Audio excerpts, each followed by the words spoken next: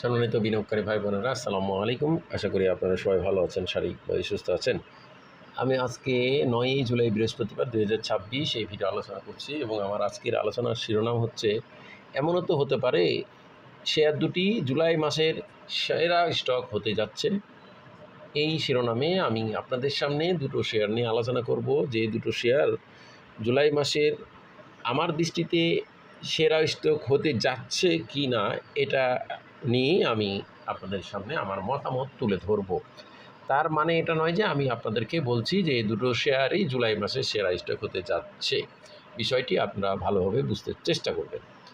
আমি যে দুটো শেয়ার আলোচনা করব সেই দুটো শেয়ারে আমার নিজস্ব প্যারামিটার আছে। জানেন বন্ধুরা, আমি যে প্যারামিটার দেখে আপনাদের সামনে আলোচনা করি, আপনারা ইতিপূর্বে সব শেয়ারগুলো দেখেছেন। ভালো অবস্থান, লেটেস্ট, সোনারগাঁ দেখছেন এবং ইএইচএলটাও আপনারা দেখতে পাচ্ছেন, সার্ফ ইন্ডাস্ট্রিজও দেখতে পাচ্ছেন। যাই হোক, আমি এই রকম আপনাদেরকে আলোচনা করছি ৮০ লেভেলে, ইএইচএল নিয়ে আলোচনা করেছি, অনেক করেছি। সোনারগাঁ ৩৫ লেভেলে, ২২ লেভেলে অনেক আলোচনা করছি, আপনারা দেখছেন।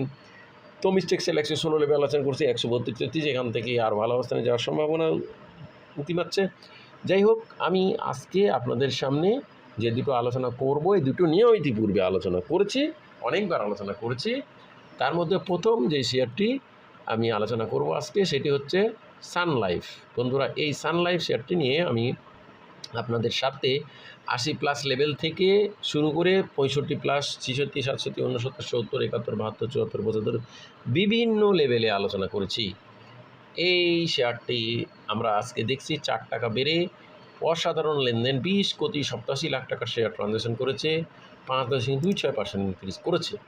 আমি এই শেয়ারটি নিয়ে বারবারই আপনাদেরকে একটি বিষয় বলতে বলেছিলাম যে শেয়ারটির একটি পরিকল্পিতভাবে নোট বিনিয়োগ দেওয়ার পর শেয়ারটিকে পরিকল্পিতভাবে ৬৪ টাকা লেভেলে নামিয়ে এসেছিল।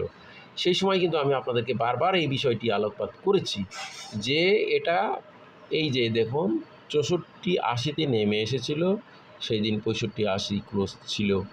এইসব লেভেলে এই শেয়ারটিকে নামিয়ে আনা হয়েছিল, ৬৭-৬৮ এইসব লেভেলে শেয়ারটিকে বড় একটা কালেকশন করে পুনরায় শেয়ারটি আস্তে আস্তে ইনক্রিজ করে লেনদেন বেড়ে ভালোভাবে পূর্ববর্তী রেজিস্ট্যান্সগুলো এগিয়ে যাচ্ছে ক্রস করে। তো বন্ধুরা, এখন এই শেয়ারটি আমরা দেখছি ৮০ টাকা, এখন নিকটবর্তী রেজিস্ট্যান্স ক্রস করতে হবে, সেটা ৮৩ টাকা। এটা ক্রস করলেই ৮৩ টাকার উপরে লেনদেন হলেই, সেটা ক্লোজ ভ্যালু হলেই শেয়ারটি বড় ধরনের একটা সম্ভাবনা, বা ২০২৪-এর এই জুলাই মাসে যে সেরা স্টক হতে পারবে, এটা অসম্ভাবনা উড়িয়ে দেওয়া যাবে না। তো বন্ধুরা, আমার নিজস্ব প্যারামিটার এটার কী অবস্থান সেটা দেখাবো।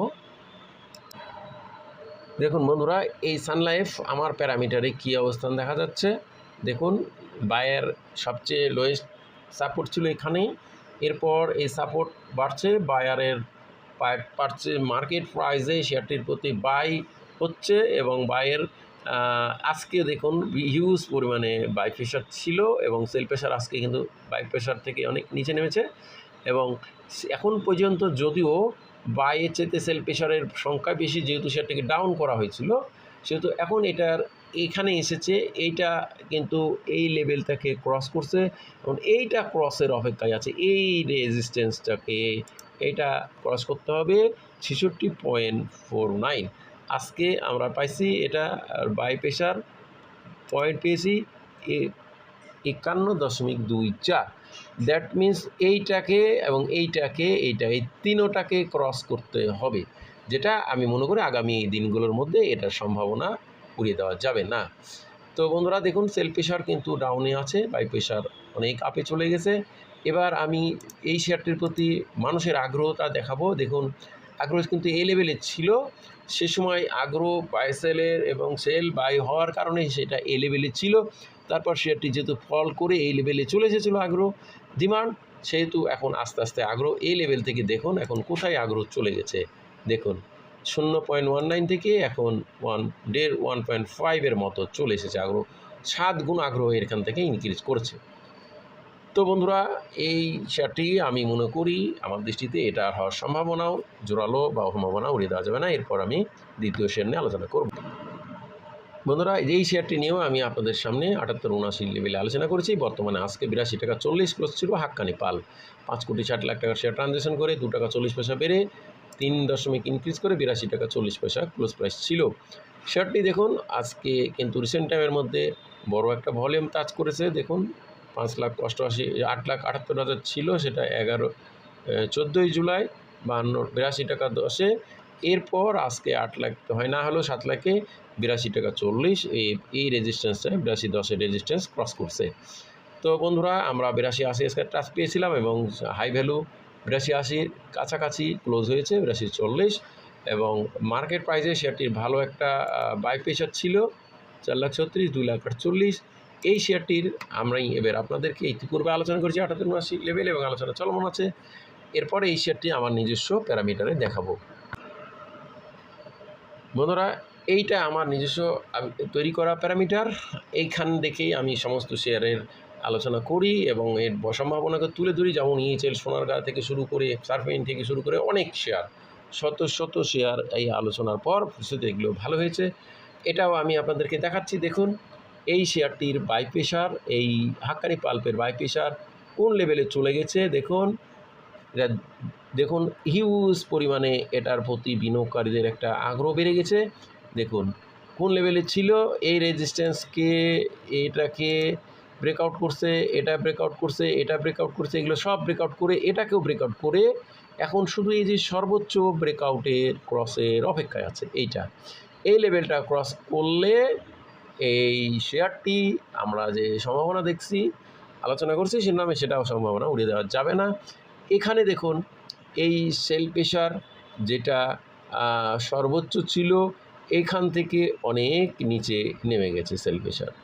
দ্যাট মিন্স শেয়ারটির প্রতি সেলের আগ্রহ কমে যাচ্ছে, বাইয়ের আগ্রহ বেড়ে যাচ্ছে। দেখুন, ঠিক আছে, এই হলো মূল বিষয়। এখন এই হাক্কানি পাল্প এই শেয়ারটির বিনিয়োগকারীদের আগ্রহর মাত্রাটা আমি আপনাদেরকে দেখাবো, কী পরিমাণে আগ্রহর মাত্রা বেড়েছে শেয়ারটির প্রতি।